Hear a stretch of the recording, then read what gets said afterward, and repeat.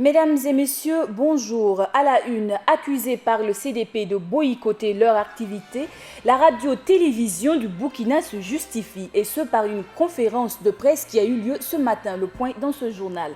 Nous parlerons également fonction publique avec Augustin Louada, ministre de la fonction publique, du travail et de la sécurité sociale. Bienvenue au 13h de Burkina Info. Couverture des activités des partis politiques. Accusés par le président du CDP de boycotter leur activité, la radio-télévision du Burkina se défend. Ce matin, la direction générale a tenu une conférence de presse. Le point avec Ibrahim Zongo.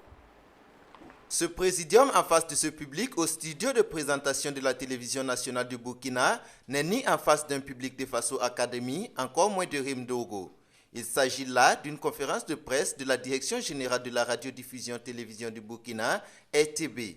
Objectif. Nous avons suivi les déclarations tenues par le CDP au cours d'une conférence de presse qui accuse la RTB de boycotter ses activités. C'est donc pour vous prendre à témoin et informer l'opinion publique que nullement nous ne boycottons aucune activité d'aucun parti politique. Et pour mieux situer l'opinion nationale sur les couvertures médiatiques des activités du Congrès pour la démocratie et le progrès, le directeur technique de la télévision nationale a fait un long exposé des dites couvertures de la période allant de février au 21 juin 2015, date à partir de laquelle le CSC a interdit la couverture médiatique des activités des partis politiques. Pour le seul mois de février 2015, le CDP totalisait 5 couvertures, contre par exemple 3 pour l'UPC. Et de demander à Simon Gongo, présentateur de l'émission Controverse, d'apporter des précisions sur les participations du CDP au débat. Je crois qu'on a reçu le CDP à 5 reprises, alors que le deuxième parti qui vient n'a que 2 invitations. Il s'agit de l'UPC, 2, le parent 2, l'UPR une fois, NAFA 2 fois et l'UBN une fois. Qu'à cela ne tienne, la directrice générale se veut claire quant à leur mode de fonctionnement. Si le président du CDP est nostalgique des privilèges dont il a bénéficié pendant 27 ans, qu'il comprenne que cela n'est plus possible et qu'il doit se conformer aux règles de la République. Et nous rappelons que la RTB est un service public et que par conséquent, c'est le contribuable qui paye les casses. Ceux qui ont appelé à l'incivisme étaient ceux-là même qui ont muselé les journalistes de la RTB, qui sont allés jusqu'à créer des corporations comme les journalistes CDP. En tout état de cause, elle appelle les partis politiques et les populations à se départir de tels propos qui, selon elle, ne sont que diffamatoires et intoxicants. Dépôt de candidature au Burkina. Yacouba Ouedraogo, un des militaires en disponibilité à la course présidentielle, vient de déposer sa candidature au Conseil constitutionnel. Il a été délégué Jacob Barry, membre de son parti UBN Union pour un Burkina nouveau, qui signale que s'il y a invalidation de la candidature, il ferait recours. À sa suite, Bassolé Djibril de la nouvelle alliance du Faso Nafa est présentement en train de déposer également sa candidature. Dans l'actualité africaine au Burundi, Pierre Nkurunziza a été investi ce matin lors d'une cérémonie dans la capitale Bujumbura, selon nos confrères de RFI. Sa candidature pour un 3e mandat contesté a provoqué une crise dans le pays. La prestation de serment devrait avoir lieu avant le 26 août, mais la date exacte n'était pas encore connue, précise Radio France Internationale. Campagne de reboisement au Burkina. La mairie centrale de la ville de Ouagadougou vient de lancer la 19e édition de la campagne communale de reboisement communément appelée Ouaga la Verte. Cette édition de reboisement a pour objectif essentiel de préserver l'environnement urbain et la restauration du couvert végétal. Max Gombry.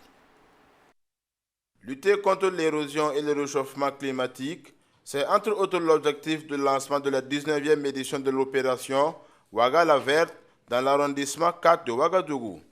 Cette activité entre dans le cadre de lancement officiel au plan national intervenu le mardi 4 août dernier et dont le thème est « Une commune, une forêt ». Nous sommes aujourd'hui ici dans le site du centre de santé et de promotion sociale du secteur 19 de l'arrondissement 4 de la ville de Ouagadougou pour procéder au lancement de la 19e édition de l'opération Ouaga Verte. Et cette opération consiste pour cette année avec pour thème une commune, une forêt, et surtout pour planter utile de désigner le site du centre de formation pour un reverdissement.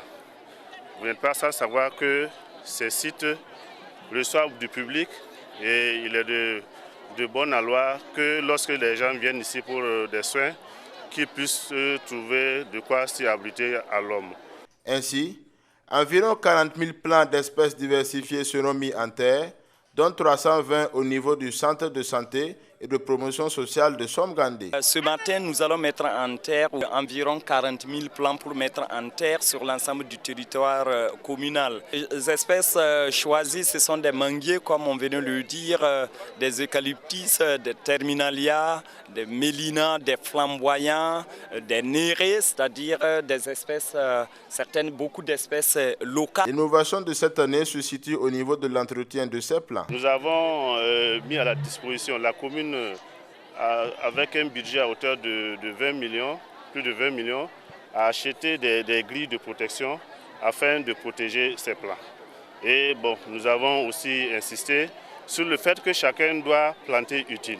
C'est-à-dire chacun, en plantant son arbre, doit veiller non seulement à sa protection, mais à son entretien en y apportant de temps en temps de l'eau. Le président de la délégation spéciale de la commune de Ouagadougou, Damien Gampiné, a invité l'ensemble de la population à participer massivement à cette campagne et à entretenir leurs plats afin que l'opération Ouaga Verte soit un succès. Parlons de la ceinture verte, un des joyaux de la ville de Ouagadougou. Comme beaucoup ont pu le constater, la ceinture verte de la ville de Ouagadougou est menacée de par les actions de l'homme. En témoignent les lotissements et la coupe abusive du bois.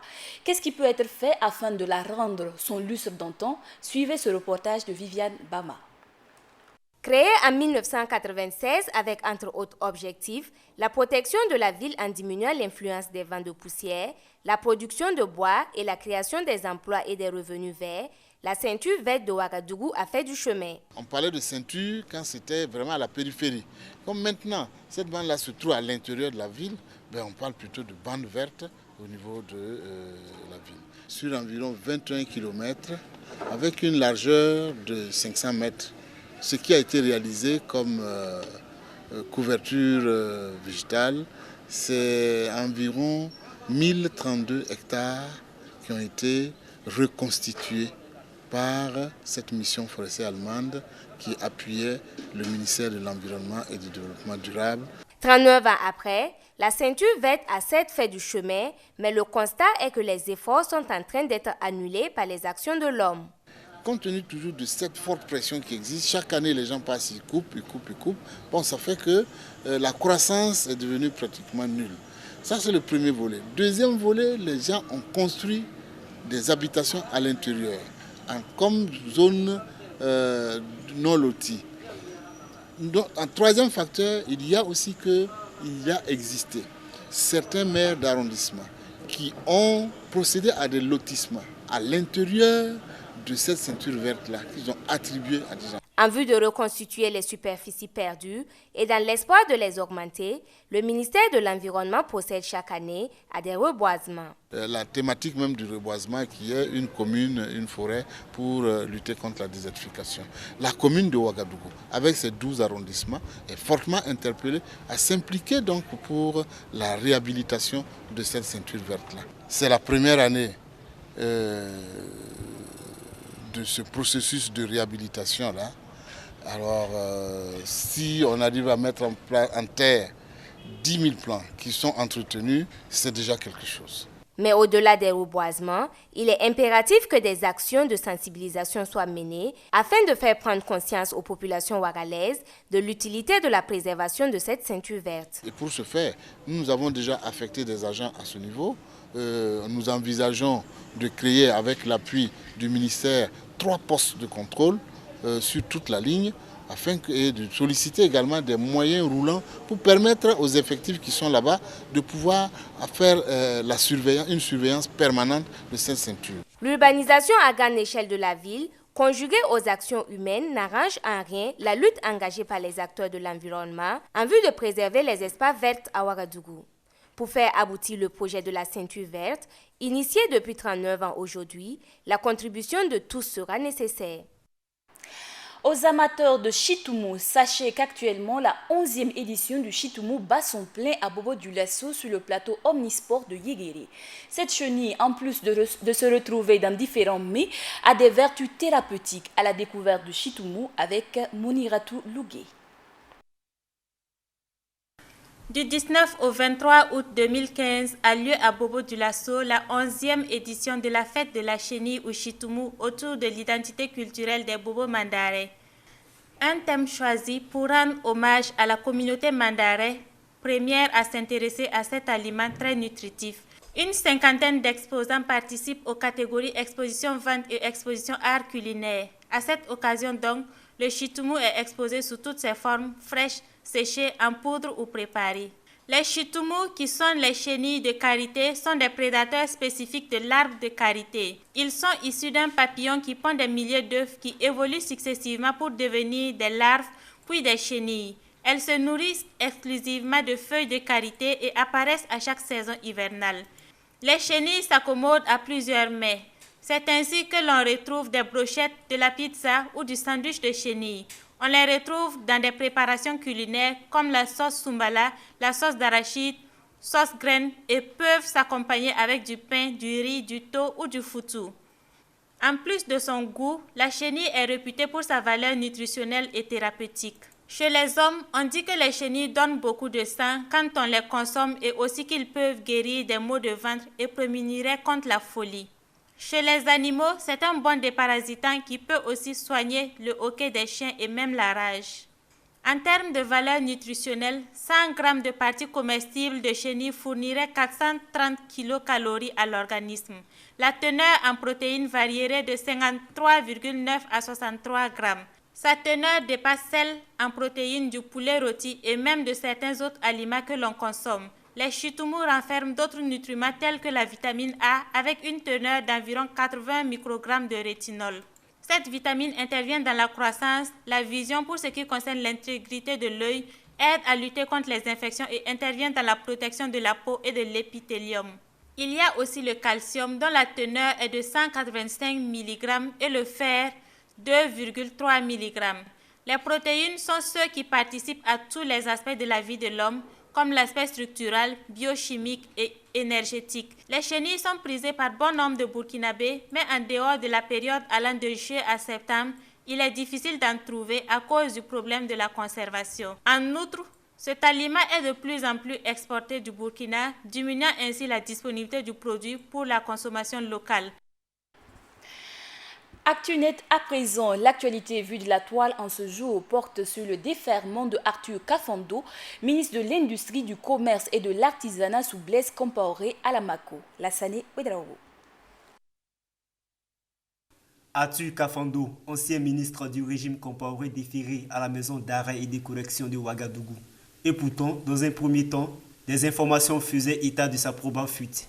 C'est que l'ancien ministre, convoqué dans un premier temps par la Haute Cour de justice, n'a pas répondu à l'appel du mardi 18 août 2015. Ce n'est qu'hier, mercredi 19 août, que le directeur de campagne de l'ex-parti au pouvoir lors des législatives municipales de décembre 2012 a été entendu par la commission d'instruction de la Haute Cour de justice.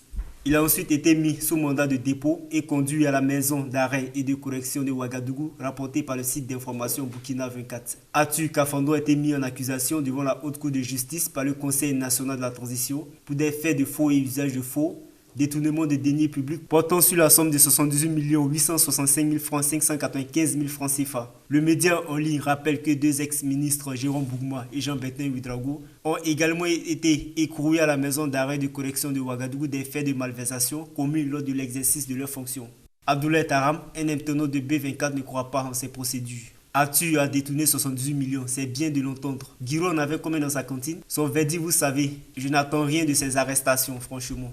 Et Rigobert Batiano de s'interroger. Mais pourquoi Simon Compaoré et tous ceux qui ont mal géré les sociétés d'État comme la Sonabi sont toujours libres? Le Conseil national de la transition doit avoir le courage de traduire tous les voleurs du pays en justice. Toujours sur le même site d'information, on apprend que 4 candidats à la présidentielle ont déposé leur dossier au Conseil constitutionnel. Le mouvement du peuple pour le progrès, MPP, peut désormais commencer à peaufiner sa stratégie pour l'élection présidentielle d'octobre prochain.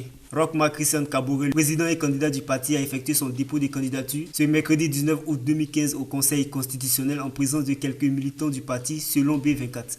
À la suite de Roch-Marc Christian Kaboré, c'est Jean-Baptiste Natama qui a procédé au dépôt de son dossier en tant que candidat indépendant. Absent lui-même, il a fait par le biais de ses partisans. Le média en ligne de rappeler que la veille, soit mardi 18 août 2015, Eddy Komboigo et Tahirou Barry ont sacrifié au rituel. Tahirou Barry du Parti pour la Renaissance nationale Parent qui dit avoir accompli cet exercice pour la cause élevée des sans-voix. Pour le candidat de l'ancienne majorité, Eddy Komboigo, sa candidature sera acceptée par le Conseil constitutionnel, même si les dispositions du Code électoral rendent inéligibles les personnalités ayant soutenu la modification de l'article 37, s'interroge Burkina 24. J'ai la conviction que ma candidature sera acceptée parce que je n'ai jamais commis de crime, jamais commis de délit, jamais été condamné et déchu de mes droits, a répondu Eddy Komboigo. Une cinquième candidature est venue se greffer aux candidatures des 2 jours précédents. C'est celle de Saran Seri Sérémé, première femme candidate à la présidentielle, sous la bannière de son parti, le PDC, le Parti pour le développement et le changement. Caleb Lankondé écrit « On verra ce que fera le Conseil constitutionnel aux loups qui se sont déguisés en agneaux. » Hier, Simplo de revenir sur le discours d'Eddy Komboigo. Qu'est-ce qu'Eddy appelle crime si je comprends français? Il peut avoir un crime collectif dans ce cas. Il est d'une part coupable dans l'enterrement des martyrs du 30 et 31 octobre 2014. Il cesse de narguer les gens. Santé à présent, on connaissait déjà le chikungunya et la dengue. Zika, c'est le nom d'un nouveau virus transmis par le moustique tigre. Pour l'heure, aucun traitement n'existe pour cette infection. Fièvre, douleurs musculaires, éruptions cutanées, voire dans les cas les plus graves, des complications neurologiques. Le virus tient son nom d'une forêt en Ouganda où la maladie a été découverte pour la première fois en 1974. Récemment en Polynésie française, l'épidémie avait touché 32 000 personnes. Un autre sujet dans l'actualité. Ce matin, nous nous sommes intéressés à l'entretien que l'on fait des dernières demeures, c'est-à-dire des cimetières dans la ville de Ouagadougou. Cela suite à l'effondrement d'un pan du mur du cimetière municipal proche de la cathédrale. Nous y reviendrons dans nos prochaines éditions. Une patrouille de la police municipale a eu lieu du boulevard France-Afrique à la voie de Pissy hier. Objectif, déguerpir des occupants illégaux du domaine public qui contribuent d'une manière ou d'une autre à la prolifération des moustiques. François-Xavier Tapsoba, chef de la délégation, était au micro d'Ibrahim Zango. Après la sensibilisation, la police municipale de Ouagadougou a décidé de passer à la répression des laveurs d'engins qui occupent le domaine public le long des voiries. Ce mercredi 19 août 2015, François-Xavier Tapsoba et ses hommes se préparent pour une mission de patrouille. Mais avant, les motivations de la répression sont rappelées à la presse. Il pollue l'environnement, ça cause beaucoup de... Il y a des eaux usées qui pullulent partout, provoquant ainsi des maladies comme surtout le palu, en ces temps qui courent. Direction, le boulevard France-Afrique. Le premier point d'achoppement ici, à quelques environs de la direction de la police municipale. À côté de cette première victime, ce laveur ayant aperçu la police réussit à mettre son outil de travail à l'abri. Après ces lieux, les policiers abandonnent leur pick-up pour prendre de court ce laveur. La victime obtempère, mais les riverains, eux, semblent mécontents. Après quelques tractations, la mission peut se poursuivre. Parfois, on assiste au jeu de la corde entre policiers et laveurs. Il va laisser. D'autres, par contre, cèdent facilement en échange du papillon qui pourrait leur permettre d'entrer en possession de leur matériel. Durant toute la mission, aucun message de sensibilisation n'est véhiculé. La raison? Ils sont déjà informés que l'activité qu'ils sont en train de faire est illégale. Donc ils savent bien que vous avez vu que certains fuient avec leur matériel. Donc ils savent que ce qu'ils sont en train de faire là, c'est illégal. Donc ils sont déjà informés, ils sont déjà sensibilisés. Donc ils savent. Après l'avenue Tidiane Koulibaly dans l'arrondissement 6, la mission de patrouille regagne la route nationale numéro 1, puis retour à la case départ. La moisson est bonne. Au total, ce sont 10 machines qui ont été saisies. Vraiment, le message est passé. Comme ils ont su qu'on est passé à la phase répressive, je crois que c'est déjà bon. Les laveurs dont les engins ont été saisis devraient donc se rendre à la direction de la police municipale pour entrer en possession de leurs machines après présentation des pièces justificatives et bien sûr après avoir payé une contravention. Accident sur l'axe Fada-Niamey, 10 morts dont 3 bébés de moins de 2 ans, tel le lourd bilan d'un accident de la route sur l'axe Fada-Niamey hier. Les blessés ont été transportés d'urgence dans le centre hospitalier régional de Fada-Ngrouma. Parlons football à présent. Éliminatoire Cannes 2017. 24 joueurs ont été convoqués par Gernot Rohr, le sélectionneur des Étalons, en vue du match éliminatoire de la Cannes contre le Botswana le samedi 5 septembre à Gaborone. Dans cette liste, Gernot Rohr a fait appel pour la première fois à Patrick Malo, ancien sociétaire de l'association sportive de l'armée SOA de la Côte d'Ivoire qui vient de signer à la jeunesse sportive de Kabylie en Algérie. Ali Rabo signe également son retour dans l'écurie des Étalons. L'équipe nationale burkinabé commencera un stage le 29 août à Paris avant de rejoindre le Botswana.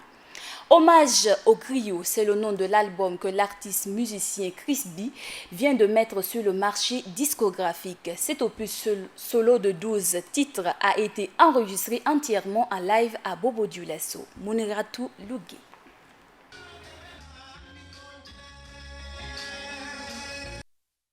Hommage au griot, c'est le nom de l'album que l'artiste musicien 6B vient de mettre sur le marché discographique. Cet opus solo de 12 titres a été enregistré entièrement en live à Bobo, Ouagadougou, Bamako et Ségou au Mali. Chanté en français, arabe et principalement en langue djoula, cet album qui regorge de colorations d'instruments et de styles diversifiés propulse le mélomane du Burkina vers la Guinée et le Mali. Il y a même de l'arabe dans la chanson, précisément dans la chanson Wolo Joli. Il y a du français, il y a du djoula. Pour moi, chanter, il n'y a pas de question de choix de langue. On ne chante qu'en fonction de la façon d'avoir des inspirations. Jouant sur le temps et les émotions, il est riche en termes d'actualité, de lyrique messianique et d'expressions qui caressent les cœurs et nourrissent l'âme. Seydou Cissé, alias 6B, est issu de la famille royale d'Afi. Avec son titre phare, Hommage au griot, il témoigne sa reconnaissance à cette caste qui, selon la tradition, a la tâche de chanter et de faire des louanges. C'est-à-dire c'est à eux qu'appartient la musique, la mélodie et tout ça. Moi je ne suis pas griot, je leur rends hommage. C'est une valeur de la reconnaissance.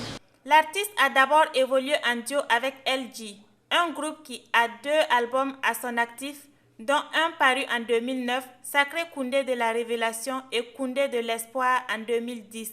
Après leur deuxième album paru en 2012, qui leur a valu des tournées nationales et internationales, le groupe décide de concilier carrière solo et duo. Et le groupe a toujours demeuré, jusqu'à preuve du contraire, jusqu'à l'heure où je vous parle, il n'y a jamais eu de question de séparation, de guerre ou bien de, je ne sais pas, il n'y a pas question de séparation entre LG et moi. Avec l'album Hommage au griot, 6B espère repartir à la conquête de la scène internationale. Cette année, il a été présélectionné au prix Découverte RFI.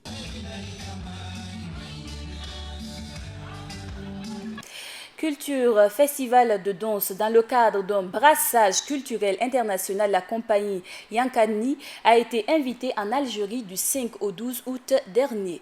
Elle a pu participer à 2 festivals de danse. Cette troupe de danse a représenté le Burkina à la 10e édition du festival culturel arabo-africain de danse folklorique de Tizi Ouzou en Algérie. Le festival a fêté ses 10 ans en rendant hommage à tous ceux qui luttent pour que règne la paix, la fraternité et l'amitié entre les peuples pour que finissent les guerres, les conflits et la terreur. Nous recevons à présent sur ce plateau du Trésor Augustin Louada, ministre de la fonction publique, du travail et de la sécurité sociale. Bonjour et bienvenue sur ce plateau. Bonjour. Il y a de cela quelques jours, vous venez à l'instant de finir une tournée dans les 45 provinces du Burkina sur la thématique de la fonction publique. Alors, au jour d'aujourd'hui, quelles en étaient les motivations et voire les retombées? Merci pour votre invitation. Comme vous le savez certainement, il existe dans notre pays un plan stratégique décennal de modernisation de l'administration. Et dans le cadre de la mise en œuvre de ce plan stratégique décennal, nous avons estimé nécessaire de rencontrer en particulier les agents publics dans les différents chefs-lieux de région, pour leur expliquer quelles sont les orientations stratégiques de notre pays en matière de modernisation de l'administration et les encourager à prendre part à la mise en œuvre de ces actions qui sont prévues dans ce plan stratégique-là. C'était aussi l'occasion de porter à la connaissance des agents publics un certain nombre d'initiatives de réforme en cours au niveau de notre département, mais aussi l'occasion de recueillir leurs sentiments, leurs attentes vis-à-vis de ces actions qui étaient menées par notre département.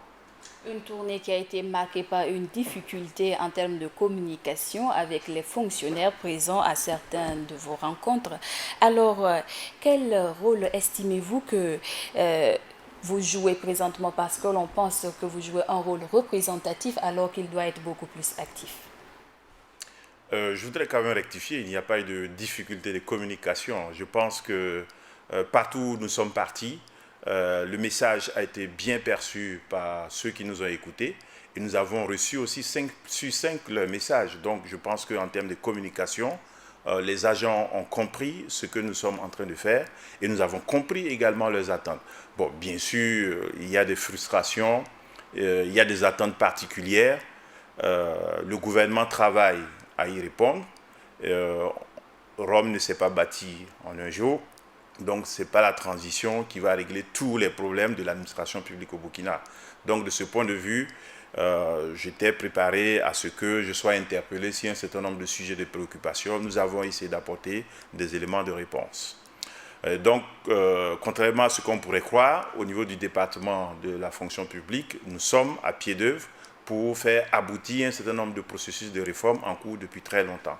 Et vous me permettrez de citer en particulier la relecture de la loi 013, sur laquelle nous avons été constamment interpellés. Nous avons essayé de donner le maximum d'informations pour rassurer nos partenaires que, au niveau du dispositif juridique, en tout cas, à l'heure où je vous parle, il existe déjà, je dirais, des propositions concrètes du point de vue du dispositif juridique. Ce qui reste... Nous y reviendrons sur oui. La relecture de la loi 013. Donc, voilà. Et on va parler d'un thème que vous avez évoqué juste à l'instant, à savoir la modernisation de l'administration. Il y a de cela quelques jours, on notifiait que 70% des cartes magnétiques visant à contrôler la présence des fonctionnaires dans les différents lieux de travail avaient été faits. Alors, comment s'opérerait le contrôle de ces présences réelles sur les lieux de travail? Disons que dans le cadre de la modernisation continue de l'administration publique, effectivement, il y a eu un enrôlement biométrique des agents publics dans notre pays. En principe, cette opération était destinée à permettre une bonne maîtrise des effectifs et de la masse, maîtriser aussi la masse salariale de la fonction publique dans notre pays. Mais pour diverses raisons, ce mécanisme qui a été mis en place n'a pas produit tous les effets escomptés. C'est-à-dire qu'au niveau de l'enrôlement biométrique, beaucoup d'agents, avançant diverses raisons, n'ont pas pu se faire enrôler. Je crois que certains de ces agents étaient dans des positions irrégulières. D'autres n'ont pas pu prendre part aux opérations pour des raisons qui étaient tout à fait justifiées. Et les dispositifs que nous avons mis en place au niveau de ce département-là ont permis, je dirais, d'assurer un meilleur contrôle de ceux qui venaient pour se faire enrôler après que différentes étapes aient été franchies. Alors, le problème qui se pose, c'est que parfois, les documents qui sont fournis pour justifier le fait qu'on ait manqué une opération d'enrôlement ne nous paraissent pas souvent crédibles. Voilà.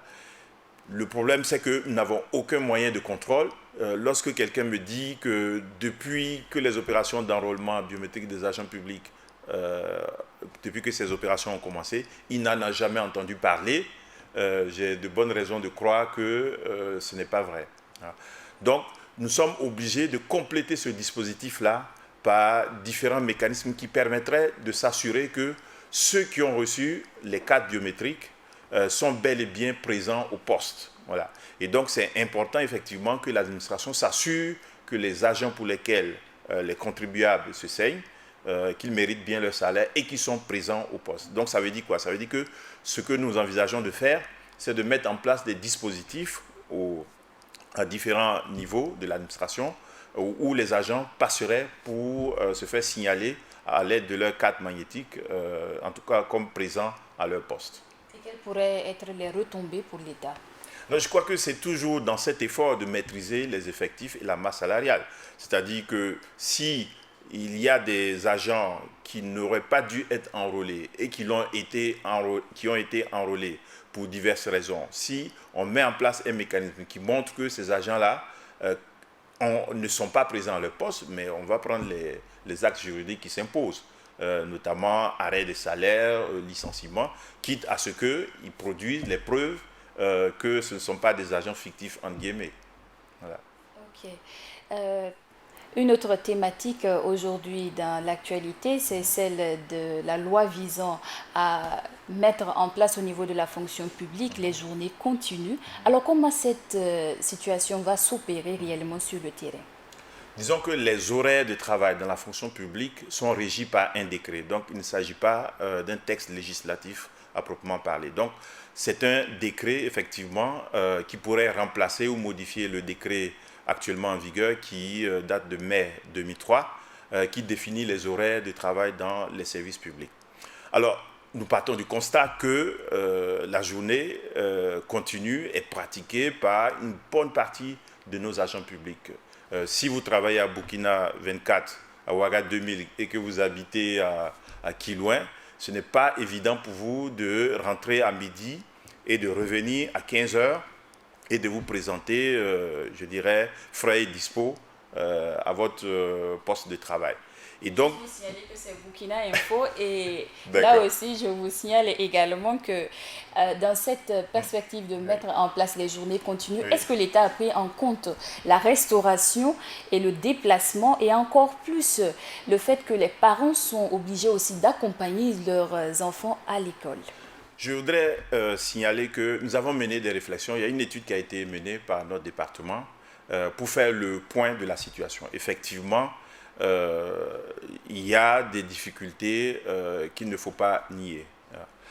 Mais nous sommes toujours au stade de la réflexion. Il y a un rapport qui va être produit en Conseil des ministres et nous allons réserver au gouvernement la primeur de ce rapport pour lui donner tous les éléments d'appréciation afin de décider.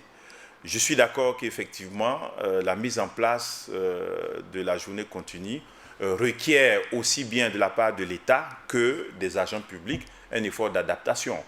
C'est clair que l'État a sa part de responsabilité, mais il est clair également que individuellement, nous avons aussi notre responsabilité. Ce n'est pas à l'État de fournir, je dirais, des repas quotidiens aux agents publics. Je pense que les agents publics peuvent prendre des dispositions et naturellement, l'État peut accompagner le dispositif. Alors, monsieur le ministre, d'où vient l'idée de journée continue? Bon, j'étais en train d'expliquer que c'est un simple constat. Quand vous regardez dans beaucoup de services publics, c'est une pratique, je dirais, de facto qui s'est instaurée dans beaucoup de services publics parce que, comme vous le savez, Ouagadougou en particulier, c'est une ville extrêmement étendue. Je crois même avoir entendu l'ancien maire de la commune qui disait que Ouaga est plus étendu que Paris intramuros. Et donc, les distances aidant, avec la consommation de carburant également, avec le stress dans la circulation, beaucoup d'agents, dans les faits, restent dans les bureaux. Qu'est-ce qu'ils font entre 12h30 et 15h? Pour la plupart, ils dorment ou ils jouent. Voilà. Donc, nous pensons qu'on peut effectivement exploiter judicieusement ce temps mort, entre guillemets, pour plus, je dirais, de productivité, non seulement au niveau de l'administration, mais aussi à un niveau individuel. Comme nous l'avons signalé, il y a des difficultés d'adaptation, mais je suis persuadé que ces difficultés-là ne sont pas insurmontables. Alors, quand on regarde aussi dans l'environnement... Monsieur le ministre, oui. il y a dans pratiquement quelques mois, vous rendrez le tablier, vous passerez la main à une autre personne à votre poste. Oui. Or que l'on sait que vous êtes un franc défenseur de la dépolitisation de l'administration. Oui. Présentement, vous avez passé plus de 10 mois à la tête de la fonction publique, pratiquement 10 mois à la tête de la fonction publique. Oui. Pensez-vous réellement que l'administration est-elle dépolitisée à l'heure où nous parlons? Bon, là également, nous avons pris une initiative. Au niveau de notre département, il y a eu une étude qui a été menée et me permettrait de réserver encore une fois la primeur au Conseil des ministres. Nous allons produire un rapport qui va être soumis incessamment au Conseil des ministres. Et je pense que ce n'est pas un secret si je dis que dans certains pans de notre administration, effectivement, ce phénomène-là existe. Et donc, la réflexion a été menée sur comment dépolitiser notre administration et comment renforcer le principe de la méritocratie dans notre administration. Et sur ce plan-là, effectivement, il y a des propositions qui seront faites au niveau du gouvernement. Revenons présentement à la loi 013, parce que nous l'avons dit au début de l'entretien que nous y reviendrons. Alors, qu'est-ce qui sera réservé comme sort aux contractuels, voire aux fonctionnaires? Le 4 mars de cette année, le gouvernement, lors d'un conseil des cabinets, s'est prononcé et il a donné des orientations très claires pour la finalisation de la relecture de la loi 013. Et parmi ces orientations figure effectivement la correction de la disparité qui existe au niveau des traitements entre les contractuels et les fonctionnaires. Voilà. On peut constater effectivement que des agents publics, les uns étant des contractuels, les autres des fonctionnaires, occupent les mêmes postes, mais ne reçoivent pas le même traitement. Voilà. Il y a des raisons à cela sur lesquelles je ne voudrais pas m'étendre, mais toujours est-il que le gouvernement a donné des orientations très claires pour corriger cette disparité-là. Donc ça veut dire que concrètement, il faut fonctionnariser les contractuels et mettre les fonctionnaires au même niveau de traitement que les contractuels. Et cela, il y a une incidence financière. Les chiffres provisoires qui ont été donnés, c'est plus d'une vingtaine de milliards de francs CFA au niveau des dépenses supplémentaires s'agissant de la masse salariale. Alors, ce qu'il faut préciser, c'est que le gouvernement, le Burkina, a des accords avec les partenaires au développement, en particulier le FMI, etc.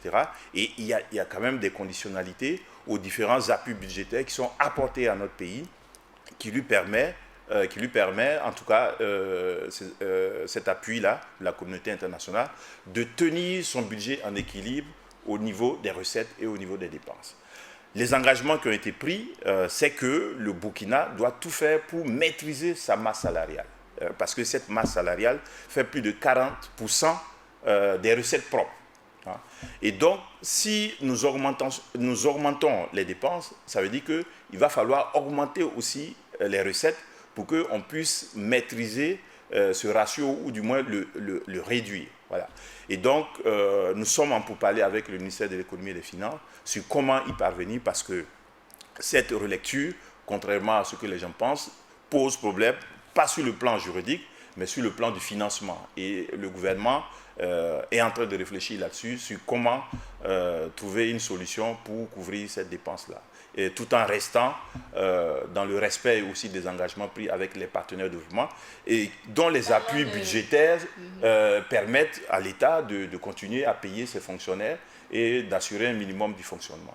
Et parlant de maîtriser le budget de l'État, qu'en serait-il pour le sort du statut particulier? Bon, là également, le gouvernement a donné des orientations très claires.